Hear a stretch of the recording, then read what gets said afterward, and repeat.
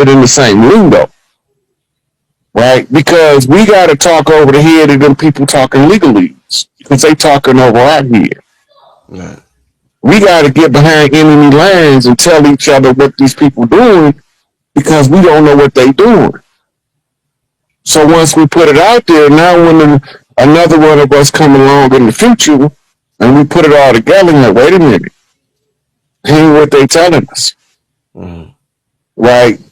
This is why when you follow the travels of Noble Drew Ali and where he first started in Newark, New Jersey, and you understand how he ended up resettling to Detroit. And then when you realize who it is trying to kill him, right? Because they had papers out back then where they was talking mad greasy about Noble Drew Ali. Right? Trying to convince the ones that wasn't from their little circle to not like Noble Drew Ali, who was one of the people from the land. So now he got to figure out how to tell one of the chiefs 2-3 generations in the future what he see right now. Right? So then he put his house together. He built his life around the problem. So when you study his house, you can't miss the problem. They look like us, but they ain't us. Right? Then you got to pass the baton. Somebody else got to run with it. It's a flea flicker. One person ain't supposed to hold the ball. Right. Especially when they own it. Right? It's a flea flicker. It's a razzle dazzle play. A whole bunch of chiefs making a whole bunch of moves to confuse the offense or the defense, depending on what side you on.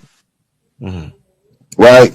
If you flipping for the ball, right, you have to know how to pass information in the enemy face. That's why they hired Hopi cold crackers in the military. Yo, Rod, these ant people that have these underground civilizations, are they connected to? I've heard people say that there's beings that live under. Now I'm about to say Stone Mountain. What's that? Mount Shasta. Are these the same beings that live under Mount Shasta when we talk about the ant people? No, the ant people look just like Watusis or Masai Ma. That's what they look like phenotypically. They are an earlier species prototype. When the genetics upgrade at the close of a cycle, it corrects all the defects from the past genetic pool. Right? So when they get upgraded, this is why it look like it's different species of humans. Because the genome is steady upgrade. It's being programmed in the conversation of shooting resonance and solar radiation that's going to mold the DNA to produce this outcome at the end of it. Right? The human learned how to artificially make changes to what nature did natural by understanding how the DNA set up. So when you talk about the people, like the people in Mount Shasta, you don't get to see a lot of them, and a lot of them look pale-faced because they've been adopted pale-faced children raising them down there. So a pale-face walk up to you and say, "Yeah, I'm from Mount Shasta. I've been living under the earth for 120 years," and you looking at him and you looking like he's 30, and you laughing because you think he's making it up. We've been trained by those down there, and they know how to tend to the genome in diet and day-to-day activity. So they get a different reaction. And but the air people are not necessarily the lead people you see in Mount Shasta, because you don't see too many that look like Watusis. I know what I heard and what I seen somebody in the chat just say is that's the remnants of ancient Lemuria. Is that right? That's true? Yeah. It's a book called Sleeping Gods Waking Up about the people of Lemuria and what they call it, the forgotten gods. They the ones that get all of the bad press from the occult community because they want you to keep away from the potentials that they offer. So they turn them into what we call demons or goetia and stuff like that. But those are actual activation codes for the blood in order to turn on your primeval galactic self. And if you turn that on, you can't be oppressed on Earth. It's not possible. You're going to figure out a way around it, following the path of least resistance through all things, because you can't stay oppressed. It's like water has to rise to its level. The guys can't stay oppressed. Right. Any connection between the ant people and Orion? That Orion constellation. I was looking up stuff on that also. There's a connection, they say. Yeah, because the Orianos, the people that came from Orion to Earth, these are the people that set up what we call the Golden Ones later. But when they first came, they had to interact with the people we call ant people, which would look like Watusis. So I keep saying that because I want the people to understand in their mind what these people phenotypically look like. Like if you was to walk past one today, the only way you would know he one of the ant people, you would say to yourself, he looked like Manute Bowl. That's what they look like. Those were ant people, but they live under the ground. And then they got a shorter version of them, but they still look like Manute Bowl.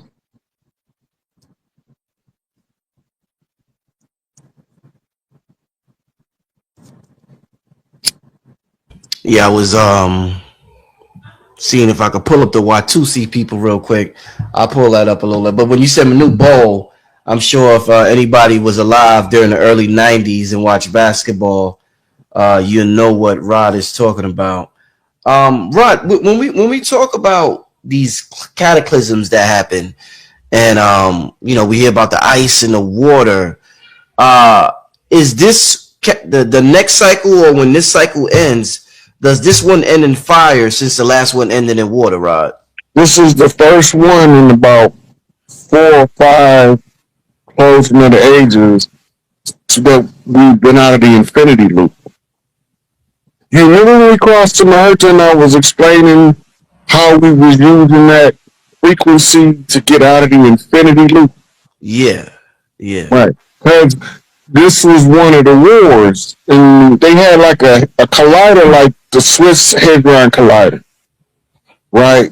And it was pretty much in the same location, but it was they opened the portal gate using the collider, and then they dumped all of the world's nuclear waste, I guess, bombs to blow between third and fourth dimension. That's why we need sleep, because they collapsed the fourth dimension into the third dimension in order to project an interlocking reality where they can take control of the source codes. Because as long as they kept us in the infinity loop, we couldn't get out of it because we kept missing the Maherta. It's the first time we caught the Maherta and the people understood what it was to the level where it can work. I remember you was telling me some wild shit. You was like, so many people tried to make it be incarnated down here during the Maherta because it was that important. And they kept missing it. Yeah, it's the first time somebody caught it, and the information level was sufficient to break through it. Because there's not just one reason why it wasn't happening. It was always because of the infinity loop's nature. It was always out of timing. Just like when you ever see your uncle and them, when they had that little light flashing real fast, trying to set the timing on the old cars. Mm-hmm. That's a timing light. Well, one of the things why we kept missing it is because we was always mistiming the events. Because the Maherta had to open at the close of the age and the opening of a new age. And not only that, somebody had to be perceptive enough to recognize the nature of the upside down. Not only that, enough people have to understand the message when they get out about being in the upside down that they can flip right side up in the Maherta right on time. If the minds is going to get, it's going to be a signal come from the center of the universe through the Maherta. They got to get a perfect alignment in order for a source code to get to the earth, the sun, back through the Maherta within a couple of seconds because it's traveling at the speed of photon light. Like it's almost like instantaneous. It's quantum entanglement communication. But when you have those so many galaxies in the way or universes in the way, the fields between them alter the rate by which it can align. And then so Prime Creator have to create a source opening where every civilized sentient galaxy can hit hit their own Maherta in order to get codes from the center. So it's all of that was going on at the same time. That's a lot of shit. It's a lot of shit. You sounded how you kicking it now sound like some of the stuff I read in the that Yahweh book that I got. I'm pull something up a little later. It actually pull something up a little later. But yo, I think you told me you was like even Christ was trying to make the Maherta or something. Yeah, that was ISIS. ISIS, yeah. Yeah, that was so. All of the great mothers are always trying to get in alignment with source. This is with the course of your religions or any spiritual practice. It's all the matriarchal mother science of trying to stay in line with the universal balance. Right? That's what that alignment is. So every grand matriarch in every cycle in is looking for that alignment so she can be in line with the source. Because once she's in, because the communication between the grand matriarch of the humans on the planet, who communicates directly with the earth, which is the matriarch that governs the immune system, and we just so happen to be the immune system. So, and also the programmers of the defense system, which is your genome writers. This was all being done by women for eons before men ever stepped foot in the arena. The original gods, the Typhonian gods, are all of were feminine. And then later they produced the first masculine, but that was in response to being encountered by the masculine principle leaking from somewhere else. Well, we call it the Anunnaki invasion. Mm-hmm. But it's really just adding the masculine principle to the genome and to the strata of Earth's memory. You have to create what's called a compelling event to resonate far enough into the future. Mm-hmm. Why do we remember Osiris' name and nobody can tell you who Henry Hubert Harrison was?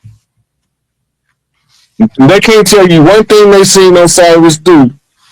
And the story is about a 8,000-year-old story, according to modern historians. It's about an 8,000-year-old story. And we still remember Osiris, Set, Ra, Isis in this era before we became common knowledge, before Egyptian information started to hit the mainstream.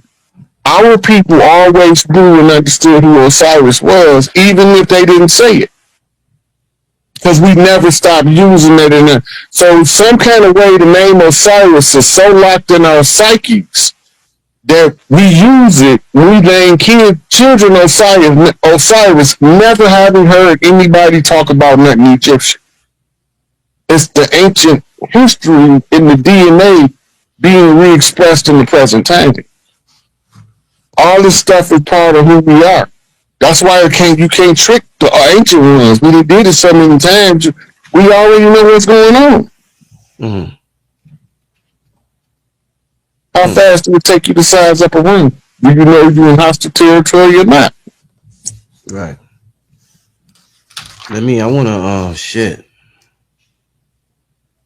Let me see. I want Want to read a little bit of this and ask Rod. Once again, shout out to everybody in the chat. Oh, something I wanted to touch on real quick. Somebody in the chat said I was wondering this too, because I know Billy did a video. Billy Carson did a video about Turkey, the country Turkey, and they want to know, are the ant people the same as the ones who lived in the underground cities of Turkey? No, those are different. Those were a different phenotype.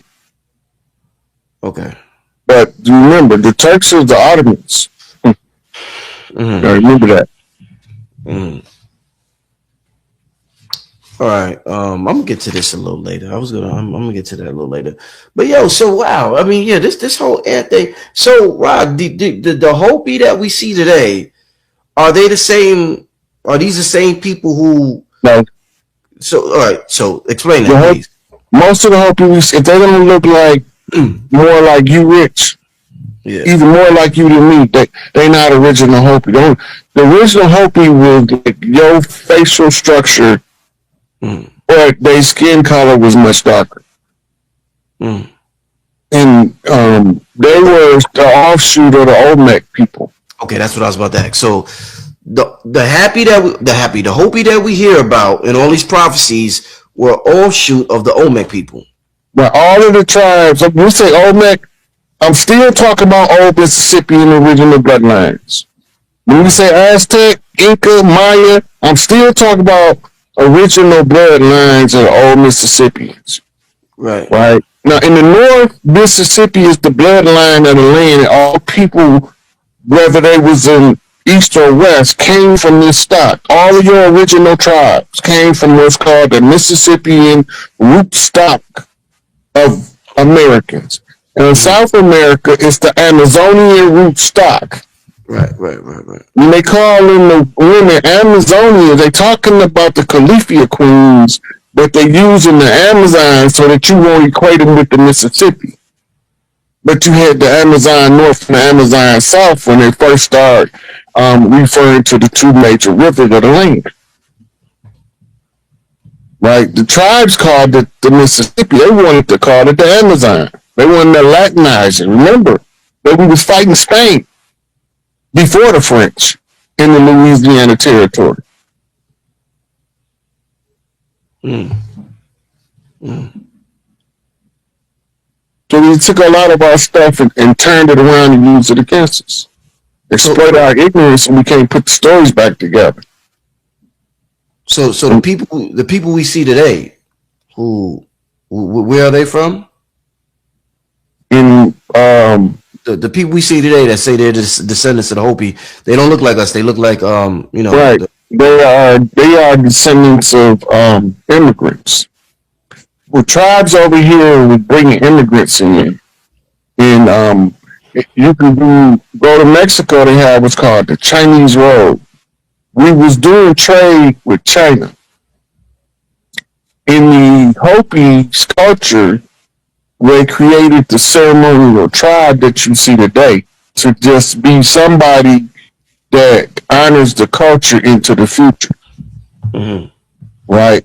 So these ceremonial, this is why they all got that Asian look. Aside from the ones that the Moors brought over here with them as servants and warriors, soldiers, what they was called, soldiers of fortune. Anyway, the ones that's here now are older than the invasion of Europe, right? But they don't go back into the antiquity as Hopi. They got a limit. They only been here like 1,300 years as Hopi. But the original Hopi was a shoot-off for the old Mississippian tribes. You never heard me say that we got a contract with the Asians, and that's why we all carry the name Lee in the South. Yes, you have said that before, yeah. This is part of that. There's more to it, in the sense of like be able to explain it. You have to know a certain amount of already exhumed history. You have to have seen what I'm talking about on the map for it to make sense to you. But a lot of these tribes that we want to beat up on, some of them They didn't take sides with the colonizers. And so they was entrusted with parts of the culture for us to restudy them at the end. Mm. That's what your boarding school was for, to teach them the culture so that they could carry it into the future. But see, they don't have enough sense to know who they is because we didn't know who we was. Mm. Because they erased all our real names. About 90% of the tribal names that we refer to ourselves now are all exonyms. They took them. That's why you have to self-identify.